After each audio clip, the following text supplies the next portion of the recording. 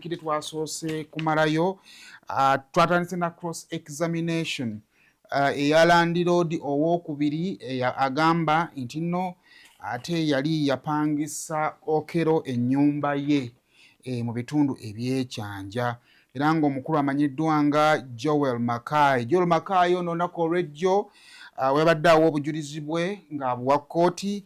Yategeezezza kkooti nti Christopher Okello Onyum eyali apangisa ennyumba ey'emitwalo 15 ate kuva mu mwezi ogwa Maaci yali apangisiza ennyumba ye emitwalo wajinda 40 era bw'atyo n'ategeeza kkooti nti yali asasudde emyezi 3 beddu ke kakadde kamu mu emitwalo 60 okubusaako ne ze yali alina okuwa bbulooka ke kakadde kamu mu emitwalo 7 naye bwe yamaze okuwa obujulizi bwe ate kkooti ajjukira nti nno ne defense eweebwa omukisa okusoya kajjojjijjoji w'ebibuuzo omuntu oyo aba aleese obujulizi mu kkooti. So olunaku olwaleero landlord Mackay Joel ono gwe njogerako yasoose ate okubeera ng'ate oludda oluwolereza Okello lutenda mu maaso okubeera ng'ate lumusoya kajjojjoji w'ebibuuzo. Kakati mu statement eyalikodingibwa Joel Mackay eyo byemu ku bintu ebibaddemu kalumanywera. Ekisooka mu statement Joel gye yakola yategeeza omusirikale eyamukolako statement nti mu kaseera we yakolaganira ne Okello yamulabanga yali ali mu mbeera nnungi. Ekibuuzo kyali mu direction yegezaako okukizuula obanga Okello yalina obuzibu ku mutwe oba nedda. Bw'atyo Joel n'agamba nti nze okusinziira mu musajja bwe namulaba ne bye namugamba akole nalaba nga ali bulungi teyalina buzibu ku mutwe. Kaakati mu prosecution bamubuuzizza wa gye yajja obukugu okumanya omulalu n'omutuufu n'atali mulalu era bw'atyo n'ategeeza kkooti nti ekyamazima obukugu obwo tabulina. Naye sayidi ya prosecution bwezze okubumuuza kajjojji w'ebibuuzo ne bamubuuza esinziira ku ki okugamba nti omusajja ono nze we nakolaganira naye teyalina buzibu, n'ategeeza kkooti nti okusinziira ku bintu bye yali akola yali asobola okukola transaction za ssente ezimugambiddwa n'azisasula. Bwe namugamba nti ssente ezo genda ozisasule mu banka yagenda ssente n'azisasula. Ate bwe yamala okusasula ssente n'aleeta obujulizi obukakasa nti ssente azisasudde. Kaakati bw'obanga ontuma mulamu bwe sikuwa oyo simanyi mulamu mulala gw'oba oyagala nkuwe. Kaakati mu mbeera eyo mu process ey'okuwandiika twabagambye nti mu process y'okugoberera omusango guno ebintu bingi bye tulina okuba nga ate tupiikingamu ate nga n'okuyiga kukulu nnyo kubanga mulimu ebintu ebimu by'olina okugoberera kisobole okukuyamba nawe bw'oliba nga otuuse mu mbeera eyo osanga tekiikugweko. Kaakati oludda oluwolereza Okello luyina bye lupiikinze. Bwe batunudde mu mpapula eza statement yakolebwa Joel Mackay nga emabega statement eno gyeggweera teyasobola kussaako linnya lye ssaako n'omukono gwe. Awo akulira defense y'omukulu Okello wabuulizza omukulu Mackay nti bw'ali osoma wakoma mu kibiina ki? Mackay n'amugamba nti nakoma mu kibiina kya senior 4. N'amubuuza nti osobola okuwandiika n'okusoma? N'amugamba nti nsobola. Kwe kumubuuza nti lwaki tewasayininga ku kipapula ekyo? Era bw'atyo defense n'asaba omulamuzi akitwale nti nno omukulu ono abadde azze okuwa obujulizi talina statement gyakola na poliisi lwa nsonga ti statement ereeteddwa mu kkooti ate teriiko mukono gwe ku confirminga nti nno ye nannyini statement eyo. Kaakati omulamuzi nadda eri defense lawyer obamanya eri prosecutor oba oludda oluwaabi. Oludda oluwaabi ne lusaba copy eya defense gyebadde nayo basobole okugeraageranya nabo gye balina ey'origino. Kakati kalumanyeera wajjidde ng'ate copy ey'oludda oluwaabi eya original emabega olupapula lwolulina signature n'erinnya lya Joel Mackay. Era bw'atyo prosecutor n'agezaako okunnyonnyola Oweekitiibwa Omulamuzi nti kituufu ensobi yali yakolebwa oluvannyuma lw'okukola statement ne bakizuula nti kituufu baali tebataddeeko mukono, naye ofiisa bw'akizuula nti tataddeeko mukono yaddayo bwe yali akozeko statement amuwa omukono asseeko n'erinnya lye, naye kirabika kigenda okukolebwa nga already copy emaze okuba nga lukubibwamu photocopy era nga copy eyo esindikiddwa ba defense lawyer basobole okuba nga batunula mu bujulizi, kubanga jjukira mu mateeka bw'obanga oli ovunaana omuntu olina okuhandinga in obwo obujulizi bw'oyagala okusinziirako okusingisa omuntu omusango. Kati ono naye n'atuna mu bujulizi bw'oyagala okukozesa okumusingisa omusango okwewolereza. Kakati bano nga bannyonnyola nga bagamba nti engeri ebintu gye bibadde ebyamangu mangu olupapula lwaweebwa balinga ate terunnatereezebwa, kati lugenda okutereezebwa nga ate bo lwe batutte terutereezeddwamu. Kakati omulamuzi mu kwongera okwekkaanya kubanga defense ebadde esabye nti statement eya photocopy ye gy'alina obujulizi eteekebwemu ng'ekizibiti ne bano original gye balina erina emikono eteekebwemu ng'ekizibiti, oba si kyo bakkirize ofiisa eyakozesa omukulu ono statement ye yennyini yejjire awa obujulizi nga nnyonnyola yava ku kyokubanga yeerabira statement eyakolebwa okuteekebwako omukono, so si ono naye gwe baawa obuwi okutandika okunnyonnyola ekintu ky'ataalinako mutwe na magulu. So wabaddewo engeri y'akatemba naye mu kusalawo okw'omulamuzi akkiriza statement ebbiri zonna ziyingizibwe ku court record, era bw'atyo n'asaba nti ofiiso ye yakozesa statement eyo ajja kufunawo obudde okusobola okuba nga atajja mu kkooti okwongera okubeera nga atannyonnyola kkooti ddala ku kituufu ki ekyaliwo. Oba okategeera bulungi, naye mu byonna bwe tubadde tutambulira ojja kwekenneenyanga ensonga ya Okello mulamu oba mulwadde ebadde egezaako okubeera nga ate etambulirirwako nnyo, kubanga wotuna mu ba defense lawyer ekintu kyono okulumiriza oli nti nze bwe namulabanga mulamu bwe nakolagana naye namulabanga mulamu, olabye nga bakanso boono bagezaako nnyo okugenda mu maaso okubeera nga ate bakikuba kubanga tebaagala bagamba nti onaavaayo okukakasa nti oli mulamu obukakafu abujjawa. Naye tugenza okumaliriza nga Joel Mackay amaze okubeera nga ate awa obujulizi bwe era bw'atyo n'avaawo. Kaakati omujulizi asoose mu kkooti olunaku olwaliro because ono Joel abadde amalayo jjo.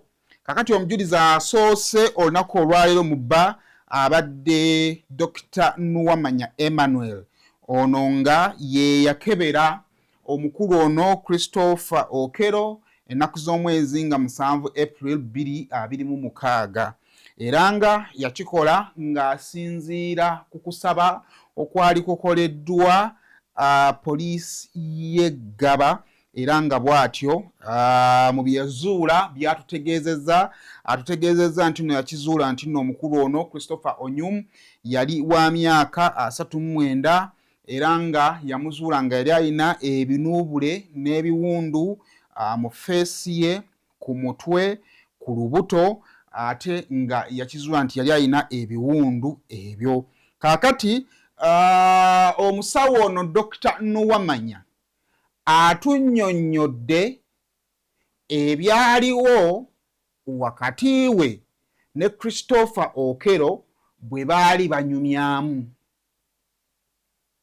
Wakati ng'agenda okumukolako examination ye ne Christopher Okello baafuna obudde ne bawayaamuko, era dokita annyonnyodde ebintu eby'enjawulo bye baawayaamu nga bali n'omukulu oyo.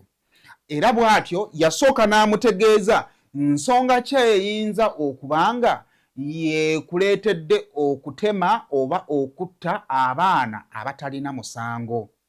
Era omudokita alumiriza ng'agamba nti Christopher Okello ye nyini amwegambira nti ensonga lwaki asazeewo okubeera ngatta abaana mbu abadde ayagala kufuna bya bugagga oba yakikola mu linnya lya ssaddaaka. Dokita era agamba nti mu bigambo bye ng'agenda mu maaso okubeera ng'ate ayogerezeganyamu ne Okello, ayongera okukikakasa nti Okello ebyokuba nga bw'osaddaaka abaana ofuna obugagga yabijja mu butabo n'engero bye yakulanganga ng'asoma. Ekyo kimu. Ekyokubiri, atulaze bye yamuzuulamu wammanga. Ekyokubiri mu bye yayogerako yakizuula nti era Okello yennyini nga yabimugamba, yamutegeeza nti nno mu mwaka gwa 2016 wakati w'omwaka 2016 n'omwaka 2025 Christopher Onyuma ono yali asoomoozebwa obulwadde bw'omutwe. Wabula muwadde nga baali boogera engeri gye yali nti nno avudde ku poliisi ng'oludde yali akwatibbwa, teyasobola kufuna mpapula zikakasa oba wakati w'ennaku w'emyaka egyo gye yali amutegeezezza obulwadde bw'omutwe obugambibwa okuba nga yali abufunye bwali bugenze mu maaso okubeera ng'ate buwona, era nga yali akkirizibwa okubeera nga addamu okuba nga yeetaayiza mu bantu bwa bulijjo. Era ng'agamba nti nno obulwadde bw'omutwe Christopher Onyuma mu kaseera bwe yabeerera nabwo nga bumutawaanya bwamuleeteranga okulogootana oba okwogera yekka nga avaamu ebigambo by'oyinza okuba nga totegeera butuufu bwabyo. Okwo n'agattako kye tuyita visual hallucination oba okuba nga bw'atunula alaba ebifaananyi ebiriwo mu feesi ye oba mu maaso ge, naye ng'ate mu buliwo ebifaananyi ebyo tebiriiwo. Otegedde bulungi nnyo? Ebyo dokita tabizuula nga amwekebezze. It is very important to note that. Tabizuula nga amwekebezze, wabula bwe baali bawaanyisiganya Okello bino yabigamba omusawo. Ako kakulu nnyo okubeera nga okakola ki okakeberako. Ekyo nkigambye nti obulwadde bw'omutwe bwe yalina wakati w'omwaka 2016 paka omwaka 2025 ebimu ku bizibu bye bwali bumuleetera nga bimuleetera okuba nga yeeyogezeko kyoyinza okuyita okulogootana, saako n'okubeera ng'ate asiiga ebifaananyi ebitaliiwo oba alaba ebifaananyi ebitaliiwo, omusawo kyayise visual hallucination. Kaakati ng'ekyo kigasseeko era Okello n'amugattirako n'amugamba nti era wakati awo ng'eddalu likyamutawaanya mbu yatta omwana ali wakati w'omwaka ogumu n'ekitundu n'emyaka 3, era nga bwe yamubuuza ensonga lwaki yadda ku mwana omuto okumutta n'ategeeza omusawo nti yamutta kubanga yali ayagala kumuwonya nnaku yansi eno. Ebyo byonna bibadde mu lutuula luno omulamuzi lwe twakavaamu oluwummuddemu eddakiika 10. Otegedde bulungi? Era mu kunyumya oba mu 1-on-1 omusawo ono gye yali ne Christopher Onyuma, omusawo era ayongedde okuba nga atategeeza kkooti nti nno wakati nga banyumyamu Christopher Onyuma yamutegeeza nti nno yagezaako okubeera ng'ate yejja mu bulamu obw'ensi eno mu mwaka ogwa 2023. Ebigambo mbiwulira. Okwo kwe yagatta okukizuula nti kituufu omukulu ono yalina obulwadde bwa nnalubiri oba mu luzungu kye tuyita sickle cell. Okategedde bulungi? Kaakati omusawo oluvannyuma lw'okuinteractinga ne Christopher Onyuma, ye mu pozishoni ye ng'omusawo yasobola okubaako byazuula nti bino byono bye yannyonnyola bisobola okukakasa oba bisobola okuba nga bireetawo ekibuuzo ku ntegeera ey'omukulu ono Christopher Onyuma. Wabula prosecution bwebuuzizza omusawo ono oba yasobola okukakasa ebyo kubanga Okello bino yabimugamba naye omuntu ng'amaze okutta ate ng'omuntu already alina omusango ogumutambulirako oyinza obutasobola kutwala byonna byakugambye as the gospel truth. So bwetyo prosecution yemubuuziza ebyo byonna nga bwe byakugambibwa watwala omukisa okubiverifyinga oba bituufu oba omusajja ali mu kukulimba. Bwatyo Dr. n'agamba nti yali talina waasobola kugenda kuverifyinga bye yali amugambye kubanga yeyekka gwe yali alabawo mu kaseera ako. Omusawo agamba nti nno yali talina gwasobola ki gwagamba ebiseera ebyo. Kaakati era prosecutor n'abuuza omusawo oba ebigambo Okello bye yamunyumiza byonna nga bwe mbikunnyonnyodde asobola okuba nga yabimunyumiza naye nga alabikanga alina ekikyamu ku mutwe. Oba mukategedde. Prosecutor abuuzizza omusawo oba ebigambo ebyo byonna Okello nga bwe yabimunnyonnyola nga waliwo possibility ey'okubanga Okello ebigambo ebyo yabyogera under the influence of mental illness. Omusawo n'agamba nti okusinziira ku ngeri gye nali njogera naye n'engeri gye yali respondingamu saalabawo kabonero kakakasa nti nno omukulu no Christopher Onyom ebigambo bye yali annyonnyola yabinnyonnyola kubanga yalina obuzibu ku mutwe.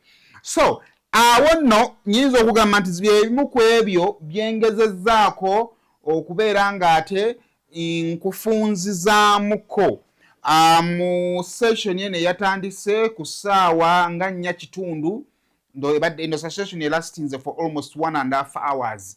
So byensobodde okubeera ng'ate nfunzaamuko okusobola okubeera ng'ate nkugondezaamuko gwe abadde atugoberera ng'ate ebintu obibuukabuuka. Naye katono kansooke nkuddirizeeko katono nnyo ku musawo ng'atuwa ezimu ku findings ze yazuula ng'ali mu kukebera Christopher Onyom.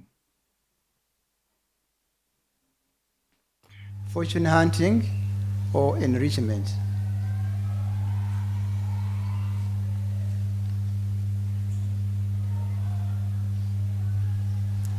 He got the idea on recalling childhood folk tales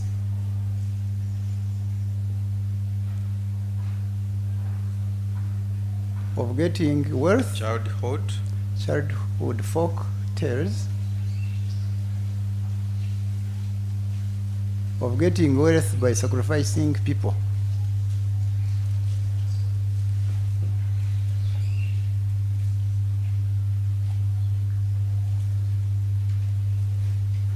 My Lord, I noted the following.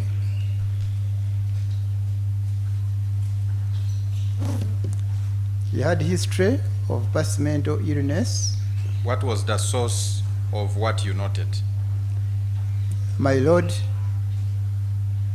the source was from Mr. Okello himself. What did he tell you? He had history of past mental illness treated between the year 2016 to 2025.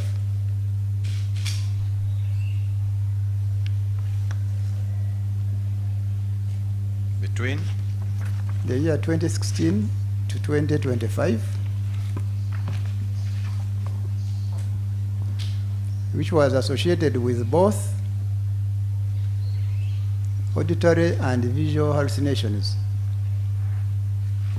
It was associated with both auditory and visual hallucinations. the first word is Auditory. Can you spell it for court? My Lord, it is AUDITORY.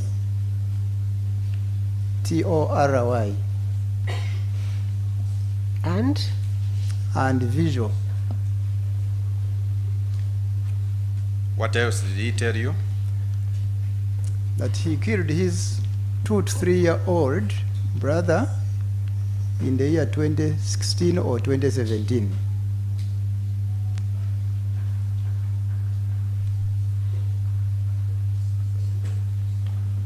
In which year? 2016 to 2017, my lord. Reportedly to save him from troubles of this world.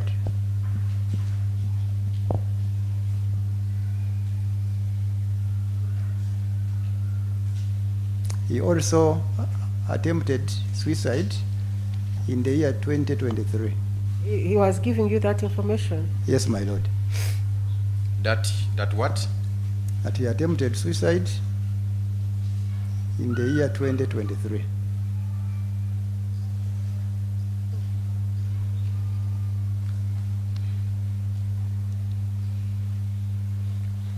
Did he reveal any other information to you? My lord, he revealed to me that he was suffering from sickle cell disease and on treatment.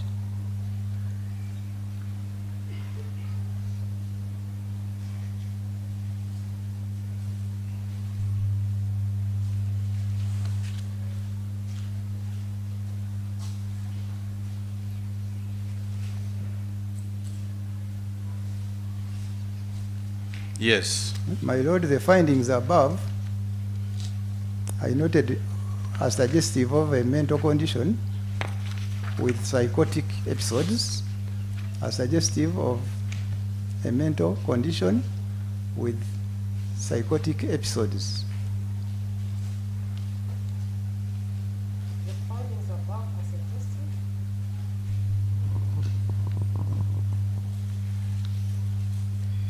Doctor, the above findings are suggestive of A mental condition with psychotic episodes.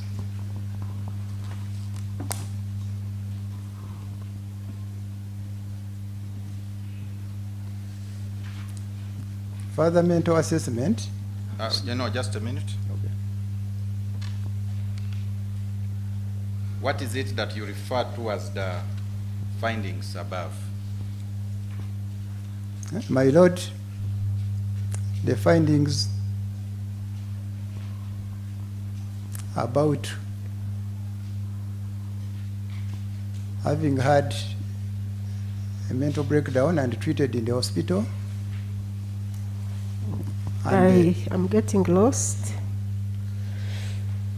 The findings above are in respect of the information he gave you, or in respect of your examination? Your assessment, yes. My lord, on the information that he provided, that under my note.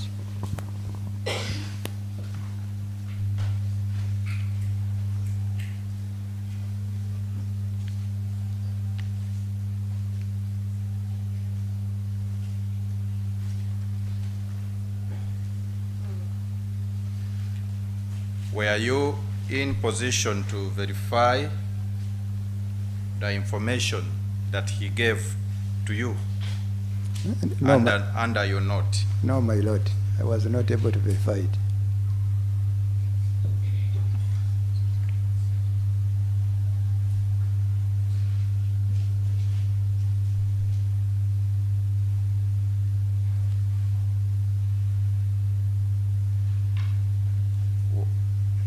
Why? My lord, the only source of information was Mr. Okello himself.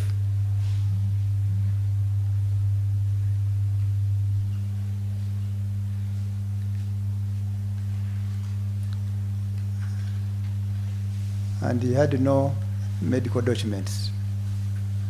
That was the reason, my lord, I could not verify it.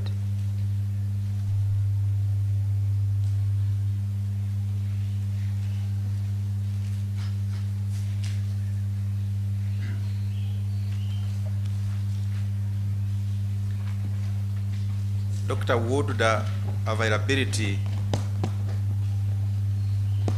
how would the availability of medical documents have affected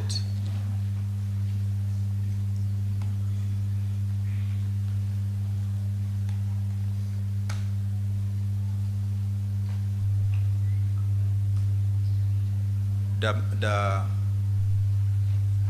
mental health assessment.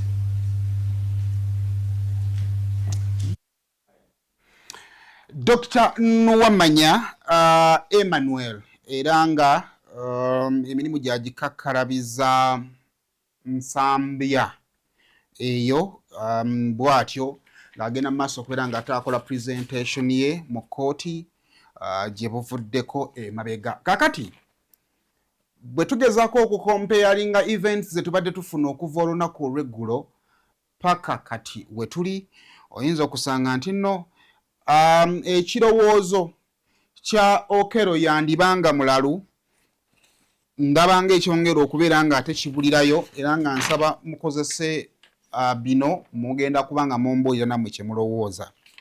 Paul Mukasa ye landiroodi eyasooka okubeera nga ate apangisa omukulu ono Okello ennyumba era nga ennyumba eyo yali mu bitundu by'eggaba. Paul Mukasa yategeezezza kkooti olunaku olw'eggulo nti nno omukulu ono yajja okupangisa ennyumba ewuwe mu mwezi ogwa Novemba era bw'atyo ennyumba yali ya mitwalo 15 nga bw'ogattako ssente z'amasannyalaze gifuuka emitwalo 17 buli mwezi. Wabula bwe yajja okupangisa yajja alinako omwezi gumu kyokka ate nga Paul Mukasa akwata emyezi 3 wabula yamubeera wakisa n'amukkiriza okubeera ng'ayingira ennyumba era waayitawo wiiki emu omukulu ono Okello n'asobola okubeera ng'ate aleeta balansi era bw'atyo agamba nti bagamba okumuwa risiiti yagigaana wabula bwe bamubuuzizza ku komenti y'enneeyisa y'Okello mu bantu agamba nti abadde mulungi era nga talina buzibu wabula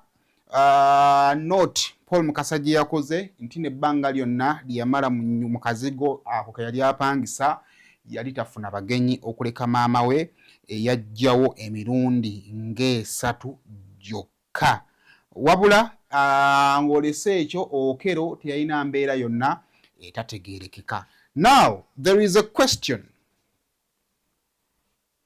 Bw'okompeyalinga the rapid increase ekisooka sooka ogende ku changes. Okello abaana abattanga ennaku z'omwezi 2 April ennyumba gye yali asulamu ebbunga yagipangisa okuva mu Novemba paka March. Bw'obalamu awo giba emyezi November, December, January, February, March. Those are 5 months. Okusinziira ku Paul Mukasa omukulu ono bwe yali ava mu nnyumba yabula bubuzi n'agenda kwe kugenda ekyanja okushiftinga okuva mu nnyumba y'emitwalo 17 a shift from 170k n'ayambuka ate n'adda mu nnyumba ya mitwalo 4 ka speed kaba kambuseemu. Jjukira tewali source of income yatubuuliddwa mukulu ono jjajja ssente. Waliwo ebibuuzo bingi eby'okwebuuza. Okategedde bulungi. Ashiftinga nga ategedde nti anaatera okukola ebizibu mu bitundu ebimu because bbunga ndigaba close. Addukawo agenda ekyanja apangisa ennyumba endala asobole okubeera ng'ate yeebalamu ebizibu. Ekyokubiri kyenjagala onootinge ndi mu kugezaako okuggyawo ku abantu abaagala okuleeta gundi y'obulalu obimulina okuba nga mwekkaanya. Ekyokubiri kino nkikulaze nti amanya ng'omuntu anaatera okukola ebikolobero ashifutinga avaawo okugenda ekyanja. Gundi ey'okubiri bw'otunuulira level of expenditure y'Okello towards the incident bakugambye 1.6 gye yateeka mu nnyumba, bakugambye emitwalo 38 gye yateeka mu mmotoka, bakugambye emitwalo 19,500 yateeka mu school fees. Ojja kulaba nga Okello alina almost 2.5 to 3 millions z'abadde aspendinga nga tunaatera okuba nga tutuuka ku lunaku lwe yatta abaana. Tugenda mu kitundu kya kubiri court eresuminga. Mugende mu maaso kubanga mutuwa comments mu bye mulaba engeri gye bitambulamu.